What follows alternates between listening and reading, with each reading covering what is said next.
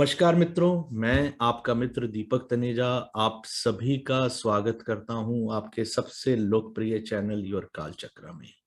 मित्रों, आज हम एक बहुत ही ज्वलंत विषय जो घर घर के लिए आज जो है चिंता का भी विषय है और सावधानी बरतने के लिए भी उसकी जानकारी होना बहुत ही उपयोगी रहेगा। मैं उस बहुत ही इम्पोर्टेंट ज्वलंत विषय जो हमारे जीवन में आने वाले समय में और भी ज्यादा महत्वपूर्ण होने वाला है उसको रखने के लिए आदरणीय उत्तरा दीदी का स्वागत करता हूँ। नमस्कार दीदी, आपका स्वागत है। नमस्कार। एक्चुअली आज हमने जो विषय लिया है वो है गर्भावस्था के जो 9 मंथ्स होते हैं, उन 9th मंथ नौ महीनों के अलग अलग ग्रह किस प्रकार उनको प्रभावित करते हैं, उन 9 महीनों को, और उनके क्या प्रभाव होते हैं और उन प्रभावों को अच्छा या बुरा हम किस तरह से संभाल सकते हैं। क्योंकि बहुत सारी बातें हैं, हमारा सामाजिक परिवर्तन हो रहा है, परिवेश बदल रहा है, लेट मैरिजेज हो रही हैं, तो उसके बाद जब और कंसीव करने में बड़ी समस्याएं आती हैं, पीसीओडी की समस्याएं जो हैं वो मैक्सिमम लड़कियों को आजकल पाई जाती हैं। तो उसके बाद जब वो कंसीव करती हैं तो उसके बाद और उनकी दूसरी समस्याएं शुरू हो जाती हैं। तो इसी विषय में हमारे प्राचीन ग्रंथों में और कृष्णमूर्ति जी ने भी इस विषय में बहुत सी कुछ चीजें बताई हैं हमें कि इस तरह से इन समस्याओं का समाधान किया जा सकता है कि हर प्रत्येक माह, गर्भावस्था के प्रत्येक माह का एक एक ग्रह जो है स्वामी है, तो उस ग्रह को हमें अपनी कुंडली में देखना चाहिए। उसके हिसाब से यदि हम उसके मंत्र जाप करें या पाठ करें या पूजा करें या दान करें अगर अकारक है, और साथ में यदि वो अच्छा है, हम शुभ है, तो उस हमारे खान पान में भी उससे संबंधित जो खाद्य पदार्थ हैं उनका समावेश होना अत्यंत आवश्यक है। तभी हमारी जो प्रेगनेंसी पीरियड है वो निर्बाध रूप से चलेगा और उसमें कोई परेशानी नहीं आएगी। इस चीज को हमने ध्यान में रखते हुए ये जो आज का है रिकॉर्डिंग ये की है। तो इसी विषय में मैं ये बताना चाहूंगी कि 9 माह का कहा गया है गर्भावस्था, 10वें माह में कभी भी संतान का आगमन हो जाता है। तो इसमें सबसे पहला जो माह है वो शुक्र द्वारा संचालित है, और इस समय जो है गर्भ जो है हमारा तरल अवस्था में है, हमें पता भी नहीं चलता है क्योंकि वो लिक्विड फॉर्म में रहता है। तो यदि आपका पीरियड नहीं हुआ है या लैप कर गया है, आपको समझ में आ गया है कि आप प्रेग्नेंट हैं, तो आपको उसी समय से उस महीने में एटलीस्ट शुक्र के मंत्रों का जाप करें या शुक्र की वस्तुओं का। यदि आपकी कुंडली में शुक्र कमजोर है, पापग्रस्त है, तो शुक्र से संबंधित वस्तुओं का सेवन करें। शुक्र से संबंधित सफेद वस्तुएं आती हैं, दूध आता है, दूध से बने हुए पदार्थ आते हैं, इन सब चीजों का सेवन करने से उसमें लाभ होता है। सेकेंड माह जो है, दूसरा जो महीना है, वो है उसका स्वामी मंगल। आपने अक्सर देखा होगा कि यहाँ पर इस पीरियड में जो है भ्रूण जो होता है, हमारा बच्चा जो है वो थोड़ा सा हार्ड होना शुरू होता है। पहले महीने में वो बिल्कुल लिक्विड रहता है, सेकेंड मंथ में हार्ड भी होना शुरू होता है, उसमें ब्लड का भी समावेश हो जाता है। आपने देखा होगा जिनके जल्दी ये हो जाती है अबॉर्शन, उनके ब्लड ही ज्यादा आता है। तो उस समय जब हार्ड शुरू हो जाता है तो हमें उस समय चाहिए कि हम मंगल के उपाय करें, मंगल के मंत्रों का जाप करें या हनुमान जी की आराधना करें। इसके अतिरिक्त हमारे खाने में ऐसी चीजों का समावेश करें जिससे हमारे शरीर में खून की बढ़ोतरी हो या हीमोग्लोबिन की बढ़ोतरी। हीमोग्लोबिन हमारा लेवल उस समय अच्छा रहना चाहिए। लाल वस्तुएं या मंगल से संबंधित जो भी वस्तुएं हैं, लाल रंग के पदार्थ, उनका सेवन अधिक करना चाहिए मंत्र पाठ करने के साथ साथ। इसके बाद आ जाता है हमारा तीसरा महीना, थर्ड महीना जो है, इसका स्वामी है गुरु। गुरु जो है, जैसा कि आप जानते हैं, हमारे लिए संतान कारक भी गुरु माना गया है, और गुरु जो है बहुत ही इम्पोर्टेंट रोल प्ले करता है हमारी गर्भावस्था में, और इसमें हमारे गर्भ स्थित बच्चे के अंग निर्माण होना शुरू हो जाते हैं। सेकेंड मंथ में भ्रूण कठोर होता है, थोड़ा हार्ड हो जाता है, और इसमें जो है अंग निर्माण, छोटे छोटे अंगों का मतलब वहां से निकलना शुरू हो जाता है। तो हमें गुरु से संबंधित पदार्थ, फैट कंटेंट है, पीले रंग के फल हैं, इन सब का जो है सेवन करना चाहिए, उसको बढ़ा देना चाहिए सेवन। इसके अतिरिक्त जो भी है, इस समय गुरु जो है घी का भी कारक है। कई लोग घी खाते ही नहीं है, कहते हैं कि नहीं नहीं खाना, हमको मोटे हो जाएंगे।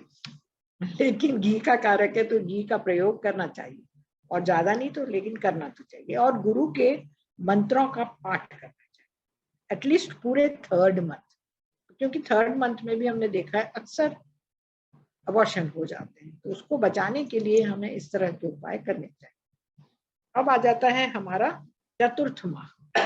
4थे माह का जो स्वामी है वो है सूर्य।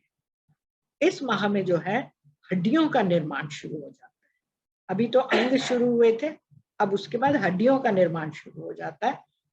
इसीलिए हमारे यहाँ शास्त्रों में कहा गया है कि सूर्य हड्डियों का कारक है। हालांकि शनि को भी मानते हैं, लेकिन सूर्य हड्डियों का निर्माण करना, उनमें मजबूती लाना शुरू करता है, स्ट्रेंथ देता है। तो उसके कारण फिर क्या होता है कि हमें सूर्य से संबंधित वस्तुओं का प्रयोग करें, और सूर्य के मंत्रों का, गायत्री मंत्र हुए, इन सब का भी हम पाठ करें 4th मास, तो हमें बहुत फायदा होगा और हम सेफ रहेंगे। ठीक है। और सूर्य हमारे लिए औषधि कारक भी है, तो अगर डॉक्टर्स कोई औषधि करते हैं, टॉनिक वगैरह बताते हैं, तो उसका भी हमें ध्यान से प्रयोग करना चाहिए, उसको ओवरलैप नहीं करना चाहिए। अब आ जाता है हमारा पंचम, 5वां महीना। 5वां महीना जो है, इसका स्वामी है चंद्रमा, और इस समय हमारी त्वचा का निर्माण शुरू हो जाता है। बच्चे में, गर्भावस्था में बच्चे की त्वचा का निर्माण शुरू हो जाता है, और इसके लिए हमें त्वचा बहुत ही इंपॉर्टेंट रोल प्ले करती है हमारी त्वचा में, तो उनका शेप आता है।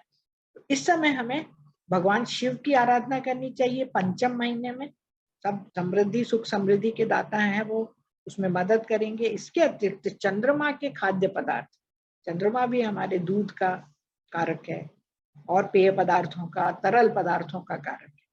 तो तरल पदार्थों का सेवन जो है अच्छा करना चाहिए, कम नहीं करना चाहिए, इस चीज का ध्यान रखना चाहिए। और स्किन से रिलेटेड जो भी विटामिन या ये सब दिए जाएं, उन सब का प्रयोग करना चाहिए इस समय। तो बच्चे की स्किन बनने में, अच्छी स्किन बनने में मदद मिलती है। अब आ जाता है हमारा 6ठा महीना। 6ठा महीना जो है, इस समय हमारी हड्डियां और मजबूत भी होने लगती हैं, उनमें लंबाई बढ़ने लगती है, उनमें शेप आने लगता है। इसके अतिरिक्त हमारे बालों का निर्माण भी, जब शनि 6ठे महीना आता है, तब बालों का ग्रोथ होनी शुरू हो जाती है बच्चे के शरीर पर, सिर पर, सब जगह। तो इस समय हमें शनि के हम मंत्रों का जाप कर सकते हैं, और शनि से संबंधित पदार्थों का, तिल का तेल है, काले उड़द है, काले मसूर, वो तिल है, इन सब का प्रयोग हमें अवश्य कर लेना चाहिए। और शनि के मंत्र का सिंपल है मंत्र, उन सब का जाप करने से कई बार बच्चों के बाल होते ही नहीं है। आपने देखा होगा कि जब वो पैदा होते हैं तो बिल्कुल बाल नहीं होते। तो इनके लिए, और बच्चे की हड्डियां लंबी हों, सुंदर हों, शेप में हों, उन सब के लिए हमें शनि का उपाय ये कर लेना चाहिए 7th मंथ में। 7th मंथ अब आया है, 6ठे महीने में तो शनि के करें। 7वें महीना जो है वो बुध का है। उसमें क्या होता है कि हमारी नसें, नाड़ियां, तब तक हमारी हड्डियां बन चुकी होती हैं शरीर में, और उनके आसपास जो है हमारी नसों, नाड़ियों का जाल बिछता है शरीर में, तो वो हमारे निर्माण होने लग जाता है। और ये बुध का महीना है, ये बिल्कुल साइंटिफिक है, इसमें कोई मन घड़ंत कोई ऐसी बात नहीं, ये नेचुरल है। अगर हम किसी डॉक्टर से भी पूछें, या किसी ने जिसने काम किया हो इस फील्ड में, तो वो भी यही बताएगा कि हाँ, इस तरह से ही बच्चे की गर्भावस्था में ग्रोथ होती है, एक के बाद एक। तो ये बुध जो है, 7वां महीना जो है, हमारे नसों, नाड़ियों के निर्माण का सूचक है। तो हमें इस समय बुध के उपाय, गणेश जी के मंत्र करने चाहिए, हरी चीजों का सेवन करना चाहिए, खूब ग्रीन वेजिटेबल्स खानी चाहिए, और फल फ्रूट्स जितना है उनका खूब सेवन करना चाहिए। दवाइयां आप टॉनिक खाओ, लेकिन नेचुरल फॉर्म में जो भी चीज आप खा सकते हैं वो आपको जरूर खानी चाहिए, इससे इसमें आराम आता है, और अच्छी बच्चे की ग्रोथ बहुत अच्छी होती है, वो हेल्दी बच्चे होते हैं। अब आता है हमारा 8वां महीना। 8वां महीना हमारा बहुत ही खतरनाक है। बहुत बच्चे 8 माह से पैदा हो जाते हैं, प्री मैच्योर बेबी जिनको हम कहते हैं। तो इस महीने का जो स्वामी है वो हमारे आधान लग्न का स्वामी होता है। आधान लग्न को निकाल पाना बहुत मुश्किल है कि जिस समय गर्भाधान हुआ है उस समय कौन सी लग्न चल रही थी, वो हर एक के बस की नहीं है, लेकिन उसका स्वामी जो है। लेकिन इस माह में बच्चा जो है गर्भनाल से भोजन लेने लग जाता है। 8वें महीने से माँ के भोजन से वो भोजन लेने लग जाता है। तो इसीलिए फिर माँ का जो खाया हुआ है, जो वो अच्छा खाती है, पौष्टिक भोजन करती है, तो बच्चे में जो है पुष्टता जाती है। तो 8वां महीना उस हिसाब से, ताकि प्री मेच्योर बेबी भी ना हो। अगर अपन इस माह को लेना चाहें तो हम इसमें शुक्र का जो पहला महीना है उसका स्वामी शुक्र हैं, उनका जो है उपाय कर सकते हैं। दूध, दूध से बने पदार्थ, इन सब का सेवन किया जा सकता है। इस समय करना आवश्यक है, और देवी के मंत्रों का पाठ। अब 9वां महीना है, वापस आप मानिए कि सूर्य के स्वामित्व में आ जाता है, क्योंकि हमारे ग्रह तो 7 ही हैं, और प्रेगनेंसी जो है 9 महीने रहती है और 10वें महीने में डिलीवरी होती है। तो वापस 9वें भाव का जो 9वें महीने का जो स्वामी है वो सूर्य है। और इस महीने में फिर 9वें महीने से बच्चे को भूख और प्यास लगनी शुरू हो जाती है। 9वें महीने में साफ साफ पता लगता है, मदर को भी पता लगने लग जाता है, मदर को भी ज्यादा भूख लगने लग जाती है। तो वही मदर को पौष्टिक भोजन करना चाहिए। और सूर्य जो है हमारी इम्यूनिटी को बढ़ाने का भी काम करता है। तो सूर्य से संबंधित जो भोजन है, हमने भोजन के ऊपर भी एक वीडियो बनाया हुआ है कि कौन सा ग्रह किस किस भोजन का दाता है और करना चाहिए। तो वो भोजन हमें करना चाहिए जिससे हमें लाभ हो। तो 9वें माह के जो है सूर्य से संबंधित अगर हम करेंगे तो बच्चा और स्वस्थ होगा, और आपकी भी इम्यूनिटी बढ़ेगी और बच्चे की भी बढ़ेगी, दोनों की। उसकी इम्यूनिटी जन्मजात मजबूत रहेगी। इसके बाद 10वां महीना आता है, कभी भी बच्चा हो जाता है, किसी को देरी से होता है, किसी को लगते ही हो जाता है। उसका स्वामी वापस चंद्रमा है। और चंद्रमा जो है इस समय बच्चा लगभग प्रसूति के लिए तैयार होता है, और कभी भी हो सकती है डिलीवरी। तो इस समय आप शिव के मंत्रों का जाप कर लें, वही दूध वगैरह के पदार्थों का सेवन करें, दूध और दूध से बने पदार्थ हैं उन सब का सेवन, जितने भी पदार्थ हैं, और शिव जी की उपासना करें। तो आपका निर्विघ्न जो है 9 महीने जो है आराम से निकल जाएंगे। क्योंकि ऐसा कहा गया है कि गर्भपात किस माह में होता है? जिस माह का स्वामी दूर स्थान में होता है हमारी कुंडली में, अकारक भाव में बैठा रहता है, या फिर कोई अन्य अकारक ग्रह उसको देखता है, तो उस माह में हमें ज्यादा खतरा रहता है। वो हर एक की कुंडली में अलग अलग दिखाई देता है। तो इसलिए उसकी पहचान करके, जिस माह का स्वामी कमजोर हो उसकी पहचान करके, या पापग्रस्त है, उसके उपाय हम थोड़े से ज्यादा कर लेंगे तो हमें बहुत ही आराम रहेगा और सुविधा रहेगी, और डिलीवरी जो है अच्छी तरह हो जाएगी। बच्चा सकुशल जन्म लेगा और स्वस्थ जन्म लेगा। आपने इस वीडियो को सुना, इसके लिए आपका बहुत बहुत धन्यवाद। बहुत बढ़िया, एकदम से एक्यूरेट, बहुत अच्छा। क्योंकि मैं मेडिकल एस्ट्रोलॉजी में ये एक चैप्टर पूरा लेता हूँ जिसमें पूरा साइंटिफिक जो मेडिकल डॉक्टर्स के द्वारा जो बताए गए हैं कैसे अंगों का निर्माण होता है। जैसे उसमें वहां वर्ड यूज किया है स्प्राउटेड, तीसरे महीने में जब गुरु का बताया गया, तो तब अंगों का निर्माण हो रहा होता है। जब जैसे आपने हड्डियों की बात की, जहां आपने बालों की बात की, सभी चीजें एग्जैक्टली मेडिकल साइंस के हिसाब से जो वो बताते हैं, मंथ वाइज मंथ जो बताते हैं, वो आपने बहुत अच्छे से बताया। और आपने उसका जो साथ में एकदम से उपाय और कारण भी बताए हैं। ये अद्भुत बढ़िया वीडियो है और सभी के लिए उपयोगी है। जिनको भी आगे अपने परिवार में किसी प्रकार की समस्या नहीं चाहिए, अपने मित्रों के यहाँ नहीं चाहिए, उन्हें ये वीडियो जरूर देखना चाहिए। एक शानदार वीडियो, एक अद्भुत वीडियो, बहुत बहुत बढ़िया वीडियो। मैं हृदय से इस वीडियो के लिए आपका आभार व्यक्त करता हूँ। ईमेल एड्रेस और मोबाइल नंबर आदरणीय उत्तरा दीदी का यहाँ दिया हुआ है। किसी को भी शिक्षा या कंसल्टेंसी संबंधित कोई भी बात करनी है, आप उनको डायरेक्टली अप्रोच कर सकते हैं।